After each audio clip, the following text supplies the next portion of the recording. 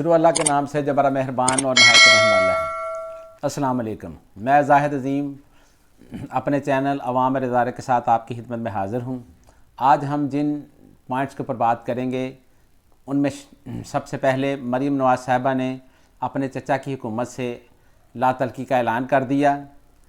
Number 2، Imran Khan صاحب نے آخرکار لاہور ہائی کورٹ میں پیش ہونے کا فیصلہ کر لیا۔ نمبر 3، حکومت کے پاس الیکشن کرانے کے لیے پیسے نہیں، chief election commissioner. Number 4، P T I کے 70 ممبران پارلیمنٹ نے استعفوں کی منظوری کے اقدام کو لاہور ہائی کورٹ میں چیلنج کر دیا۔ نمبر 5، حکومت کا مشکل فیصلے۔ نمبر 6، فرا گوگی اور احسن جمیل گجر کو ایف آئی اے نے طلب کر لیا۔ نمبر 7، شیخ رشید صاحب کی رہائی۔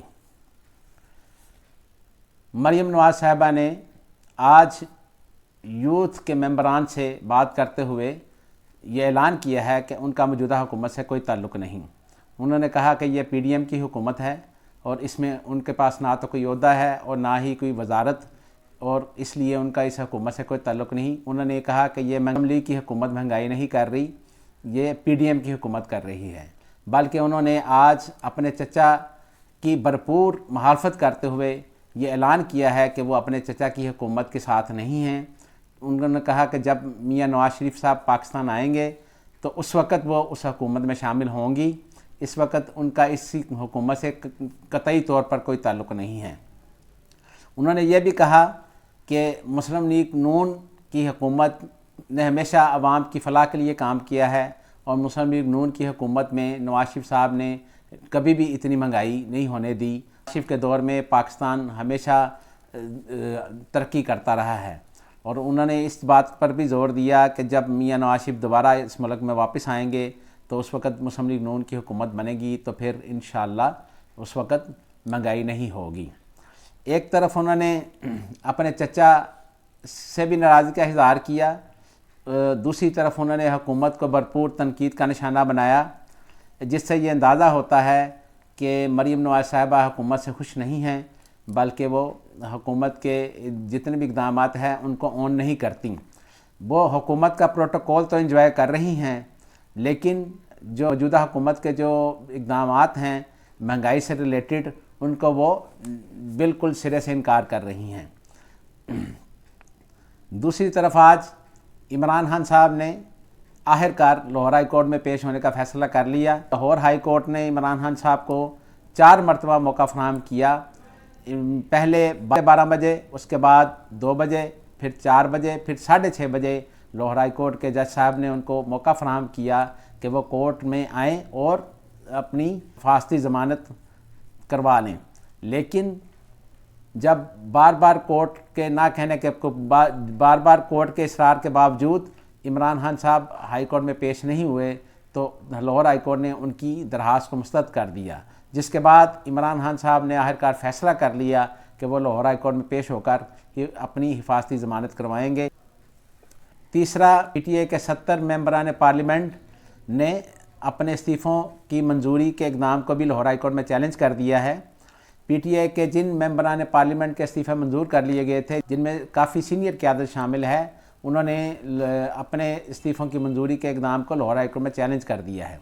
انہوں نے کہا کہ اسپیکر نے جلد بازی میں ہمارے استعفے منظور کیے ہیں، جو کہ سراسر خلاف ورزی ہے آئین کی۔ خاص میں انہوں نے یہ لکھا ہے کہ اسپیکر نے پہلے یہ کہا تھا کہ جتنے بھی ممبران پارلیمنٹ ہیں ان کو فرداً فرداً بلوا کر ان سے تصدیق کرنے کے بعد ان کا استعفیٰ منظور کیا جائے گا، لیکن اب اسپیکر صاحب نے یہ غیر آئینی کام کرتے ہوئے تمام استعفے منظور کر کے الیکشن کمیشن کو بھیج دیے، جس کے بعد الیکشن کمیشن نے بھی فوراً اس کے اوپر نوٹیفیکیشن جاری کر دیا۔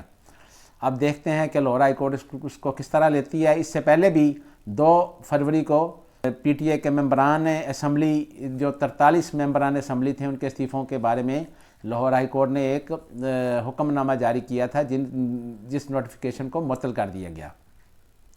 حکومت نے کچھ مشکل فیصلے کیے ہیں۔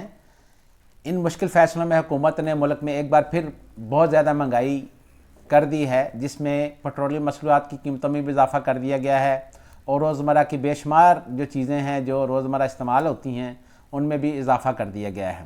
عوام آگے مہنگائی کی وجہ سے پھنسے ہوئے ہیں، لوگوں کا جینا محال ہے، لوگ بہت پریشان حال ہیں، لوگ زندگیوں کو سمجھ نہیں آ رہی کہ وہ کیا کریں، کیونکہ پاکستان کے معاشی حالات بہت ابتر ہو چکے ہیں اور پاکستان کے اندر بہت ساری جو انڈسٹریز ہیں وہ بھی بند ہو چکی ہیں۔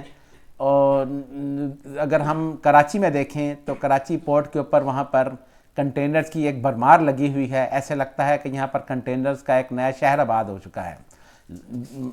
انڈسٹریز کا جو مال ہے وہ برباد ہو رہا ہے، لیکن چونکہ ایل سی بند ہوئی ہیں اس لیے مال بھی جتنا بھی باہر سے مال امپورٹ ہو رہا ہے وہ بھی پاکستان میں نہیں آ سکا اور لوگوں کا مال کراچی پورٹ کے اوپر ہی برباد ہو چکا ہے۔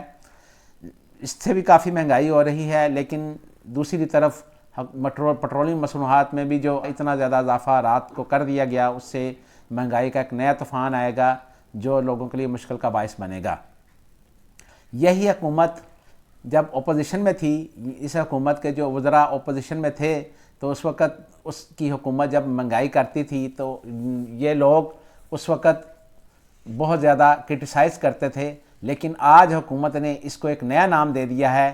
اب حکومت اس مہنگائی کو مشکل فیصلوں کا نام دے کر اپنی جان چھڑوانا چاہتی ہے، لیکن جو کہ سراسر ناانصافی ہے۔ حکومت کو یہ سوچنا چاہیے کہ عوام کس طرح آج کے دور میں اتنی مہنگائی کے اندر گزارا کر رہے ہوں گے۔ الیکشن کروانے کے لیے پیسے نہیں، چیف الیکشن کمشنر جناب راجہ سکندر صاحب نے آج سپریم کورٹ میں یہ بیان دیا ہے کہ حکومت کے پاس الیکشن کروانے کے لیے پیسے نہیں ہیں۔ دوسری طرف انہوں نے یہ بھی کہا ہے کہ عدلیہ نے بھی آروز دینے سے انکار کر دیا ہے اور رینجرز اور ایف سی کی فراہمی بھی ناممکن ہے۔ چیف الیکشن کمشنر صاحب کو جب لاہور کے سی سی پی او کے تبادلے کے معاملے میں سپریم کورٹ نے طلب کیا تو چیف الیکشن کمشنر صاحب سے سپریم کورٹ نے استفسار کیا کہ الیکشن کیوں نہیں کروائے جا رہے، آئین کے تحت 90 روز کے اندر الیکشن کروانے ضروری ہیں۔ تو اس وقت چیف الیکشن کمیشن صاحب نے کہا کہ حکومت کے پاس پیسے نہیں ہیں الیکشن کروانے کے لیے۔ دوسرا انہوں نے کہا کہ یہ الیکشن کمیشن کا کام نہیں ہے تاریخ دینا، الیکشن کی تاریخ دینا گورنرز کا کام ہے اور ابھی تک گورنرز اس کے بارے میں کوئی حتمی فیصلہ نہیں کر سکے۔ آج ایف آئی اے نے فرح گوگی اور احسن جمیل صاحب کو 17 فروری کو طلب کر لیا ہے۔ ایف آئی اے نے مبینہ منی لانڈرنگ کے کیس میں فرح گوگی اور احسن جمیل صاحب کو طلب کر رکھا ہے۔ شیخ رشید صاحب کی آج رہائی ہو چکی ہے۔ شیخ رشید صاحب کو اسلام آباد ہائی کورٹ نے ضمانت منظور کر کے رہائی دلوا دی ہے۔ آج جب شیخ رشید صاحب کی اڈیالہ جیل سے رہائی ہوئی تو اس وقت باہر کارکنوں کی کافی بڑی تعداد ان کے استقبال کے لیے کھڑی تھی۔ جب شیخ صاحب اڈیالہ جیل سے باہر آئے تو کارکنوں نے ان کے اوپر گلپاشی کی اور نعرے لگائے۔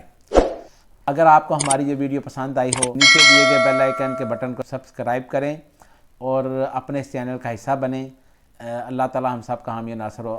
خدا حافظ۔